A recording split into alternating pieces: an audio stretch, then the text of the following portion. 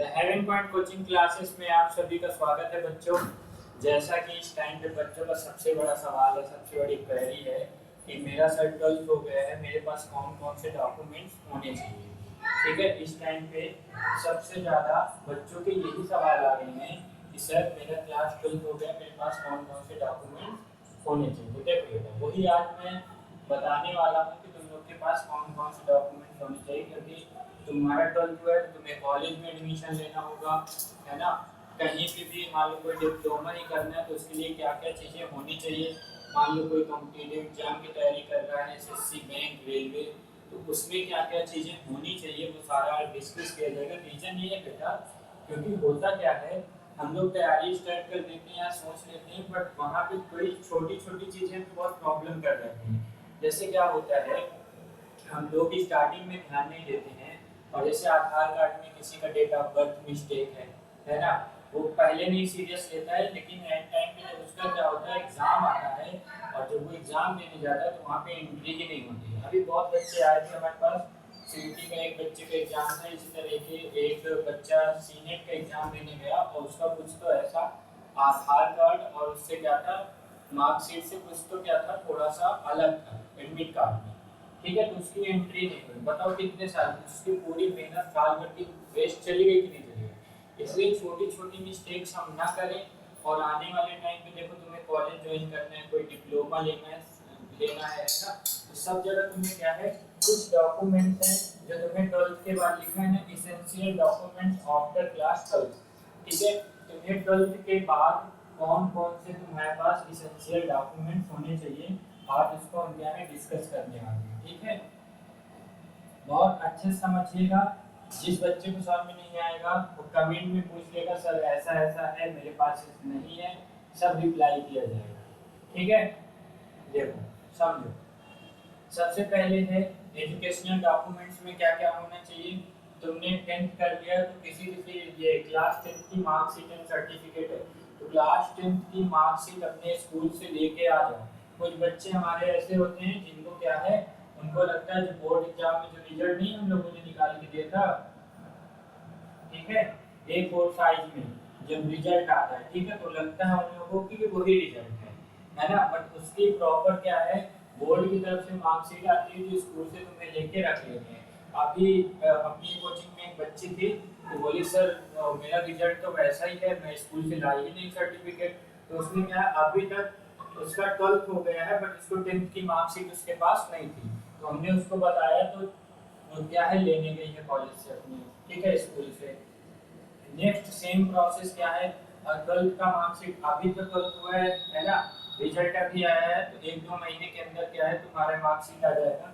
तो ये भी तुम्हें क्या है लेके रख लेना है। ठीक है, इसके बाद तुम्हें कॉलेज में एडमिशन चाहिए होगा तो स्कूल जाके, अभी देखो 1 जुलाई से या फिर और उसके बाद से बीएड इस टाइम पे चल रहा है ना, जिन बच्चों को बीएड वगैरह भी है सब सब कुछ बता रहे हैं।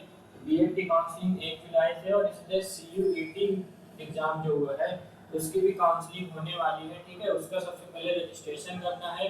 तो तुम्हें सबसे बेस्ट तरीका बताते हैं, तो या तो तुम लोग का जो कोचिंग के बच्चे हैं वो तो सारे सीयूटी वाले बैच में जुड़े हैं।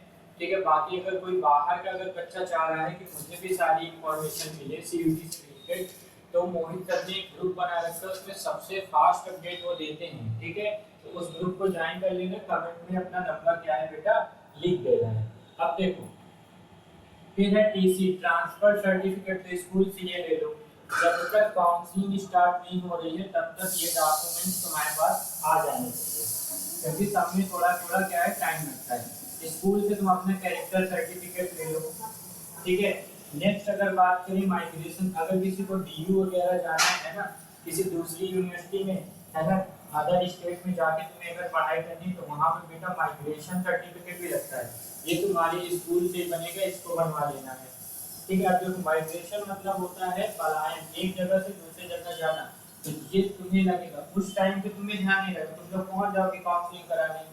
फिर होता क्या है, वहाँ पे जब वहाँ पे मांगे जाएंगे सारे डॉक्यूमेंट्स, तुम लोग के पास है ही नहीं, किसी के पास माइग्रेशन नहीं है, किसी के पास टीसी नहीं है, मार्कशीट ही नहीं है ना, और ये सब ओरिजिनल लगता है कॉलेज में। ठीक है, नेक्स्ट इसके बाद है अगर आइडेंटिटी डॉक्यूमेंट्स की अगर बात करें, है ना, मीन्स पहचान तुम्हारी किससे होगी, ठीक है, सबका आधार कार्ड तो लगभग बना ही होगा, आधार कार्ड सबका बना होगा। बस तुम्हें क्या चीज नोटिस करना है, ध्यान देना है बेटा, इसमें जो मिस्टेक है ना, तुम लोग सीरियस नहीं लेते हो, बाद में इसका बहुत लॉस होता है। लॉस समझ लो, बता रहे कैसे लॉस होता है। जैसे आधार कार्ड में तुम्हारा कुछ मिस्टेक है तो पहले बात से तुम्हारी एग्जाम सेंटर पे एंट्री नहीं होगी, ठीक है। देन अगर मान लो तुम्हारी फ्यूचर गवर्नमेंट जॉब लग जाती है और मान लो तुम्हारे पापा का नाम आधार कार्ड में कुछ दूसरा, मम्मी का दूसरा है ना, और तुम्हारे आधार कार्ड में दूसरा, मार्कशीट में दूसरा है, मतलब मिस मैच अलग अलग है, मैच नहीं कर रहा है, देन बेटा मान लो कि तुम्हें गवर्नमेंट की तरफ से कोई फैसिलिटी दी जा रही है कि ये चीज़ है, मेडिकल के लिए तुम्हें मिल रहा है, तो सिर्फ तुम यूज कर पाओगे, तुम्हारे घर वालों को नहीं मिलेगा। ये एक इसका लॉस है। तो आधार कार्ड सबसे पहले जिसका भी अपडेट नहीं है अपडेट करा लो, कोई मिस्टेक है उसको सही करा लो, ठीक है। देन पैन कार्ड की अगर बात करें, 18 हो गया है तो तुम्हारा बन जाएगा, अगर 18 नहीं है तो माइनर वाला पैन कार्ड बनेगा। इन केस जब किसी एग्जाम सेंटर में मान लो तुम्हारी फोटो या कुछ भी मैच नहीं होता है तो वहाँ पे क्या लगता है बेटा, पैन कार्ड से तुम्हारी एंट्री हो जाती है, ठीक है। और एग्जाम सेंटर में अगर एंट्री चाहिए तो ये नहीं होता तो कभी 10th की मार्कशीट जरूर लेगा, 10th की मार्कशीट से एंट्री हो जाएगी, ठीक है। तो पैन कार्ड माइनर बना लो, अगर 18 नहीं हुए हो, अगर 18 हो गए हो तो फिर बन जाएगा। इसी तरह वोटर आईडी अगर 18 हो गया बच्चों का तो वोटर आईडी हो तो क्या है, इसको भी अप्लाई कर दो, फिर बन जाएगा। नेक्स्ट है बेटा पासपोर्ट, है ना, ये ऑप्शनल है बट क्या है, रिकमेंडेड फॉर फ्यूचर यूजेस। मान लो इन फ्यूचर तुम्हें कहीं फॉरेन कंट्रीज वगैरह में जाना है तो सारा चीज क्या है तुम्हारे पास, पासपोर्ट भी अप्लाई कर दो, ये भी तुम्हारे डॉक्यूमेंट्स में होना चाहिए। देखो नीचे दिया आधार कार्ड, ये पैन कार्ड बेटा ऐसा दिखता है, आधार कार्ड सबको पता है, पैन कार्ड ऐसा है, इसका फुल फॉर्म होता है परमानेंट अकाउंट नंबर, ठीक है।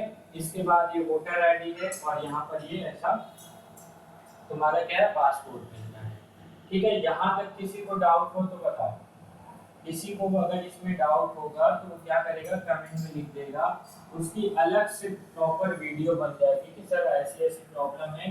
देखो इस टाइम पे आधार कार्ड के लिए सुन लो, इस टाइम पे आधार कार्ड बहुत इजीली नहीं मतलब अपडेट हो पा रहा है ना, बहुत ज़्यादा चीज़ें, मान लो किसी का कुछ भी मिस्टेक है तो पहले क्या होता था, बहुत इजीली हम लोग क्या अपडेट करवा लेते थे, बट अभी इस टाइम पे बेटा इसमें बहुत क्या है, मेहनत करनी पड़ती है, यहाँ जाओ वहाँ जाओ, 10 जगह जाने के बाद ही तुम्हारा क्या अपडेट होता है। नेक्स्ट अगर बात करें तो ये सारा एजुकेशनल डॉक्यूमेंट्स की बात पता चल गई, आइडेंटिटी डॉक्यूमेंट्स की बात पता चल गई। आप देखते हैं ये बैंकिंग एंड फाइनेंशियल डॉक्यूमेंट्स, ठीक है। यहाँ पे अगर तुम्हारी 18 हो गई है तो बैंक में अकाउंट बनवा लो, नहीं तो माइनर वाला बनवा लो। जब 18 हो जाना तो उसको क्या है, अपडेट कराना रहेगा, ठीक है। तुम्हारे पास बैंक अकाउंट होना चाहिए, इसलिए बेटा होना चाहिए, अभी बना लो, क्योंकि मान लो किसी का 12th में अच्छा परसेंटेज आया तो उसको गवर्नमेंट की तरफ से क्या है, साइंस वालों को बेटा इंस्पायर स्कॉलरशिप मिलता है। कितना इंस्पायर स्कॉलरशिप मिलता है, 1,20,000, ठीक है। तो वो भी अगर होगा तो उसमें बैंक अकाउंट लगता है और तुम्हारा ही लगेगा, ऐसा नहीं कि तुम पापा का लगा दो, मम्मी का लगा दो, ऐसा कुछ नहीं, तुम्हारा ही लगेगा। और एसबीआई में ही तुम्हें क्या है, अकाउंट होना चाहिए, ठीक है। दूसरा बेटा पासबुक होना चाहिए, है ना, डेबिट कार्ड होना चाहिए, एटीएम कार्ड, है ना, ये सारी चीजें, ये सब तुम्हें क्या है, ये सब चीज करके रखना है पहले। और ये सब यूज करो, यूपीआई भीम वगैरह, गूगल पे वगैरह, क्योंकि अब तुम बेटा बड़े हो गए, 12th तक क्या रहता है सारी चीजें, बट अब तुम्हें क्या है, सारी चीजें सीखनी पड़ेगी, है ना, एडवांस होना पड़ेगा, यानी मोबाइल का सही यूज करना पड़ेगा, है ना। मोबाइल का क्या है, सही यूज करना है, सारी चीजें बेटा सीखो, है ना। तुम्हें बाहर जाना है, कहीं पे भी जाना है, सारी चीजें आनी चाहिए। अदर इम्पोर्टेंट डॉक्यूमेंट्स में क्या क्या, देखो भाई पहला काम करो कि 20 से 20 to 30 पासपोर्ट साइज क्या है, फोटोग्राफ, इतनी फोटोग्राफ अभी से ही जाके तुम लोग क्या कर लो, निकला के रख लो, क्योंकि आगे काम आने वाला है। ये सब इसलिए बता देने क्योंकि अभी काउंसलिंग तुम लोगों की स्टार्ट हुई नहीं है ना, किसी में सीयूईटी में हो, सीनेट में हो, या फिर किसी भी बीएड में हो, तो ये सारा काम पहले से करके रखोगे तो उस टाइम पे तुम्हें परेशान नहीं होगे, है ना। दूसरा है scan PDF copies of all documents, ठीक है, इंपॉर्टेंट डॉक्यूमेंट जितने हैं सब उनके क्या है पीडीएफ बना के रखो अपने फोन में। नेक्स्ट कितना करना है, ठीक है, कास्ट सर्टिफिकेट जिसका जाति प्रमाण पत्र जिसको बोलते हैं, क्या बोलते हैं बेटा, जाति प्रमाण पत्र। कास्ट सर्टिफिकेट जिसका बनता है ना, जनरल वालों का नहीं बनता, इसके नीचे ओबीसी एसटी एससी का बनता है, तो वो बच्चे अपने ये बनवा के रखिए, ठीक है। इसके बाद इनकम सर्टिफिकेट है, सबका बनेगा भैया, तो ये इनकम सर्टिफिकेट मींस जिसको बोलते हैं आय प्रमाण पत्र हिंदी में, ठीक है, ये सबको बनवा लेना है। नेक्स्ट अगर बात करें फिर है रेजिडेंस या डोमिसाइल सर्टिफिकेट, तुम्हें निवास प्रमाण पत्र भी बनवाना पड़ेगा, ठीक है, डोमिसाइल सर्टिफिकेट बनवा लो। इसके बाद जिसका अगर जो एलिजिबल है इसके लिए एप्लीकेबल है ईडब्ल्यूएस सर्टिफिकेट बनवा लो, उसका भी आगे क्या हो जाएगा 10% तुम्हें गवर्नमेंट की तरफ से क्या मिलेगा, रिजर्वेशन मिलेगा, इट मींस आरक्षण मिलेगा तुम्हें, है ना। मान लो कट ऑफ क्या है 100 है, तो तुम्हें इसमें क्या है 10% का क्या बच्चा मिल जाएगा, डिस्काउंट मिल जाएगा, ठीक है, रिजर्वेशन मिल जाएगा। तो ईडब्ल्यूएस सर्टिफिकेट, लेकिन सारी चीजें तभी बेटा, मतलब इसका सब होता है कि कितना तुम्हारा घर होना चाहिए, कितना तुम्हारे पापा की इनकम है ना, इसके बाद ये सारे डॉक्यूमेंट बनते हैं, तो इतना काम कर लेना। नेक्स्ट चलें, यहाँ तक समझ में आया या नहीं आया, आगे देखो। पीडीएफ फॉर्म में ऐसे फोटो ऐसे करवा लो भैया, फिर इसके बाद यूपीआई फोन में चला ही लोगे, पासबुक ऐसे दिखेगी, और तुम्हारा मान लो एटीएम कार्ड आ गया, ये हो जाएगा, और इस तरह सारे डॉक्यूमेंट्स क्या है फोटो कॉपी करा के रख दो, है ना, फोटो कॉपी करा के सारा सब कुछ रख लो, 5-5 करा के रख लो, ताकि कहीं पे भी लगेगा तो लगाते चलेगा, ठीक है। आगे चलो, देखो अब ये बेटा किसके लिए है, for college admission and competitive exams के लिए, जो बच्चे हमारे कॉलेज में एडमिशन चाहिए, जिनको जो कॉम्पिटिशन की तैयारी कर रहे हैं कॉम्पिटिटिव एग्जाम की, उनके लिए। तो सुनो भैया क्या है, क्या क्या करना है उनके लिए। पहला पॉइंट लिखा है entrance exam score card, CUET, JEE, NEET, ETC. सबसे पहले जो एंट्रेंस एग्जाम आपने दिया है उसका स्कोर कार्ड होना चाहिए, ठीक है, चाहे सीयूईटी हो, जेई हो, नीट हो, इसको अच्छे से निकला के तुम्हें रखना है। देन कॉलेज एडमिशन लेटर, मतलब वही रजिस्ट्रेशन फॉर्म, ठीक है, रजिस्ट्रेशन होने वाला है, तो वो सारा चीज होना चाहिए। दूसरा है scholarship related documents if applicable, ये बेटा स्कॉलरशिप वाला पॉइंट अभी बताया ना कि तुम्हारा क्या अकाउंट वगैरह होना चाहिए, अगर तुम्हारे मार्क्स अच्छे आए हैं देन तुम्हें स्कॉलरशिप फॉर्म भरने का मौका मिलेगा, तो उससे रिलेटेड डॉक्यूमेंट्स में क्या अकाउंट्स, है ना, अकाउंट होना चाहिए बैंक में, ये सारी चीजें क्या है करना है।